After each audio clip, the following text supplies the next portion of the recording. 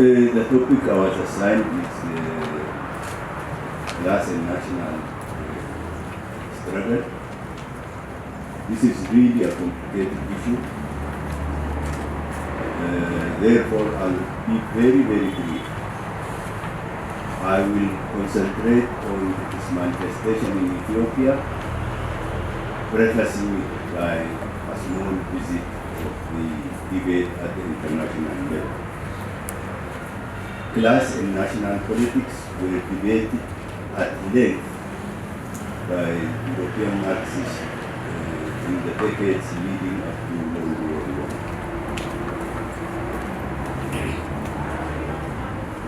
I. European Marxists were agreed on one issue, that class struggle is the most universal motive force of history. But they were divided on how to handle class and national struggle where the two coincide. The two normally coincide with oppression and exploitation on the basis of class and oppression on the basis of nationhood coincide. European Marxists debated at length on how to compatibly handle both types of struggle. Some of them, led by particularly Rosa Luxemburg, were convinced that national struggle will distract from class struggle. On the other side, people like Lenin were convinced that supporting national struggle actually facilitates class struggle if it is done in a proper way. It needs to be pointed out that this issue became pertinent only in one context, in the context of promoting proletarian international. Today, nobody is openly struggling for proletarian internationalism. So whether some of the terms that were used at the time are still relevant or not becomes very questionable.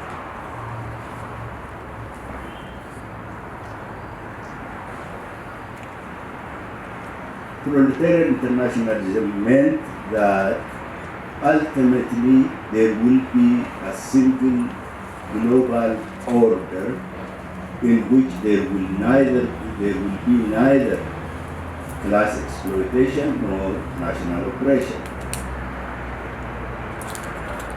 The ultimate goal was not only to abolish the present division of mankind into small states and all national isolation, not only to bring nations closer together, but to merge them. This ultimate merger of humanity into a single whole could be facilitated by merging the class struggle of the workers in the oppressing nation with the class struggle of the workers in the oppressed nation.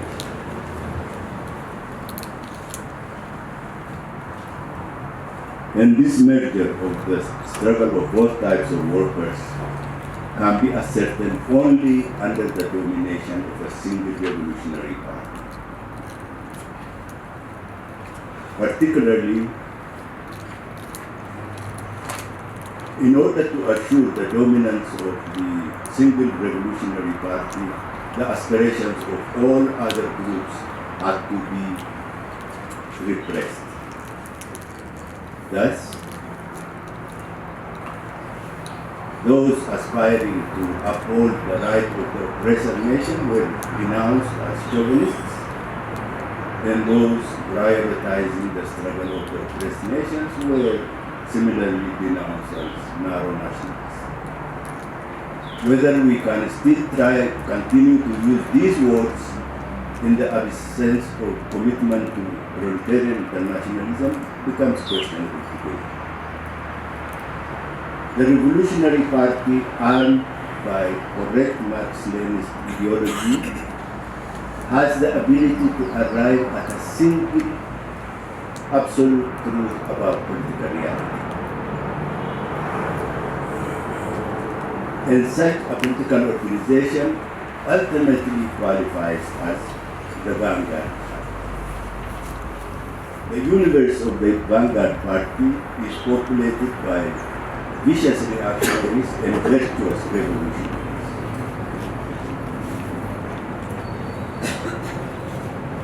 And the struggles between vicious reactionaries and virtuous revolutionaries takes on a life or death manner.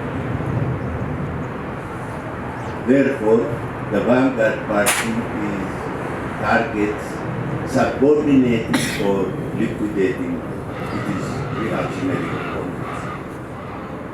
The vanguard party approach to politics arrived in Ethiopia in the 1970s with a devastating consequence.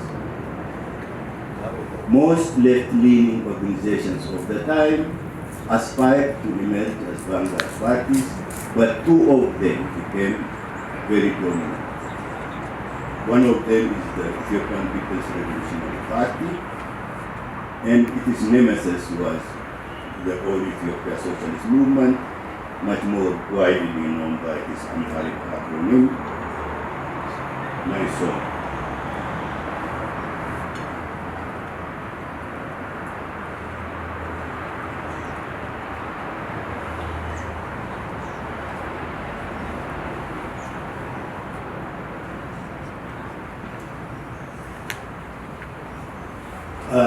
Struggle erupted between these two parties, the EPRP MYSOM and the Derg, which took on a triangular shape. And it is this struggle that introduced the phrase red terror and its practice to this country. The red terror marks as a dark moment in Ethiopia's history in which tens of thousands lost their lives. Despite their disagreement, both MYSOM and EPRP advocated the self-determination of Ethiopia's oppressed nations. And both of them went on to form surrogate parties, especially of the Oromo. The EPRP formed the Oromo People's Liberation Front, and MYSOM formed the Oromo People's Liberation Movement. One implication of the red terror is often overlooked.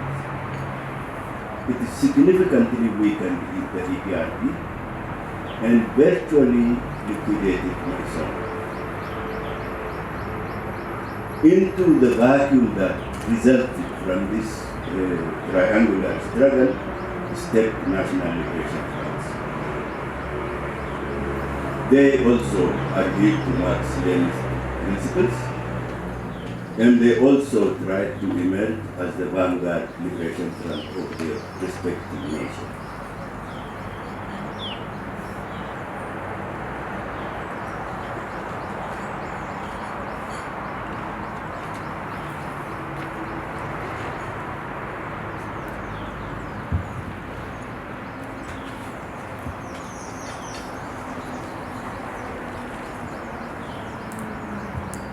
These liberation fronts resorted to all sorts of political arguments in order to defy subordination by the Nazi and country-wide Marx-Leninist practice. The Eritrean fronts and the Oromo Liberation Front adopted the argument that our question is colonial question, therefore it does not concern both EPRP and MYSOM. Only the leaders of the TPLF took a different line. They argued that the national liberation, the national question, can have primacy over class question in certain circumstances, like the circumstance that prevailed in Tigray at the time.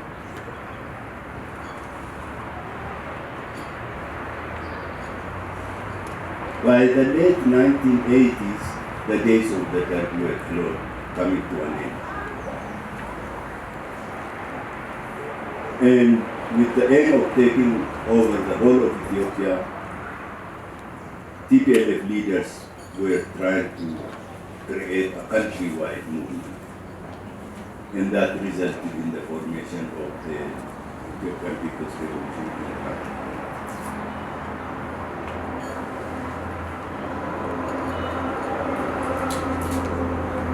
The TPLF, in cooperation with the TPLF, ultimately succeeded in overthrowing the Derg regime in May 1990. It was at this juncture that TPLF and OLF adopted certain policies that left enduring marks on Ethiopia's politics in two ways. First, the OLF and TPLF endorsed the EPLF's decades-long insistence that Eritrea deserves to become an independent state. Second, all three of them cooperated in drafting the transitional charter, which paved the way for structuring Ethiopia as a multinational corporation. Both policy decisions happen to be very controversial in Ethiopia even today.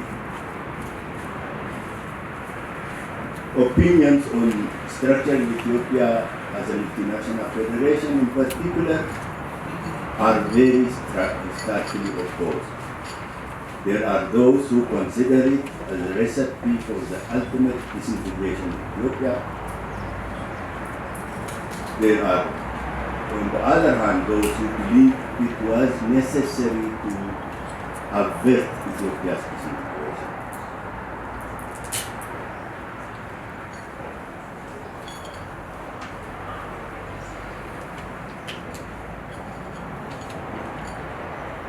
And I spent the last couple of decades reading, writing, and reflecting on this controversy.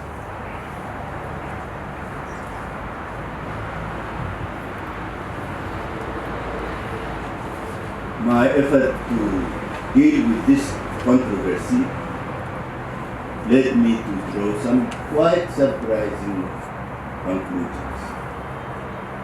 Number one, for me, the most important issue is not self-determination, but self-identification. I believe self-identification is a basic human right. I also believe it is a basic fundamental political right.